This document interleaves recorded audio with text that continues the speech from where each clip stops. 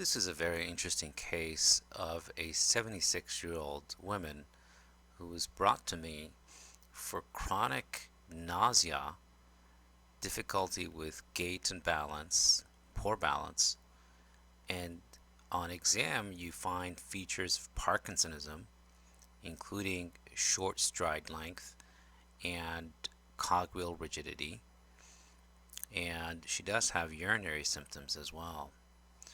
Now, on a first look at this MRI, the first thing you notice is on the coronal T2 images, you see these significant amount of white matter changes, and they seem to be crowded around the lateral horn of the lateral ventricles, and you can clearly see signs of what typically would be thought of as chronic microvascular ischemic changes due to risk factors such as high blood pressure, elevated lipids, and other vascular risk factors. However, if you have a closer look at this, given those symptoms, I think you should consider normal pressure hydrocephalus. And some of the features that may make this a possibility are the what we call the callosal angle. This is the angle of the lateral ventricles at the level of approximately the posterior commissure, so around this region here, and you measure it over a line between the anterior commissure and the posterior commissure, which is this level here. And if we measure that, you'll find that it is approximately 65 degrees. Now, normal would be above 100 usually, and this suggests that there is bowing of the lateral ventricles upwards, and any number between 63 and above would be considered possibly normal, and lower numbers would be considered abnormal. So in this case, it's kind of borderline. But when we look at other features such as the widening of the temporal horns of the lateral ventricles, you'll find that that measurement is also an indication for possible hydrocephalus, and that's 16.5 millimeters. We'd like to see that between 5 to 8 millimeters perhaps. There's also this bowing of the corpus callosum upwards, another sign thought to be associated with normal pressure hydrocephalus.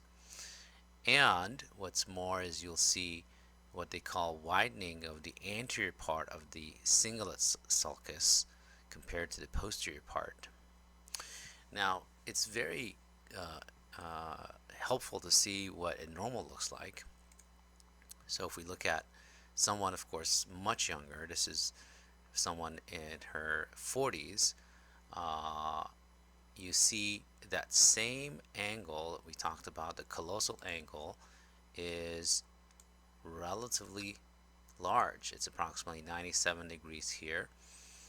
And so the more acute the angle, the more likely that there is bowing upward of the lateral ventricles and dilation of the ventricles. Of course, in this case, you don't see nowhere near any signs of microvascular changes that you see on this person. Now, the combination of parkinsonism plus the urinary incontinence or urinary frequency together with possibility of nausea can suggest communicating hydrocephalus in this context, although one could argue that the atrophy is proportionate to, or the ventriculomegaly, the enlargement of the ventricles, is proportionate to the atrophy, and perhaps her symptoms can be explained by the microvascular changes. But the nausea can be a sign of hydrocephalus, which together with these findings, again the callosal angle at this level, usually at the level of the posterior commissure, is at this slice anyway in the 50s. So very acute in comparison to a normal of 100. The bowing upwards of the corpus callosum, the widening of the anterior sulcus of the cingulate sulcus in comparison to the posterior part, and the widening of the temporal horns of the lateral ventricles, and the capping of the ventricles here can suggest that this patient may be suffering from normal pressure hydrocephalus. And what's important here is that this patient can in fact recover with shunting of the cerebrospinal fluid. So she may be a candidate for a test using a high volume spinal tap to drain fluid and look for immediate improvement. Again, this is normal in terms of the size of the ventricles, and there's no upward movement of the corpus callosum, and the lateral temporal horns of the lateral ventricles are not enlarged. You can see how tiny they are here, but this is far, far more enlarged in terms of the ventricles, corpus callosum shifting upwards, and so on. Thank you.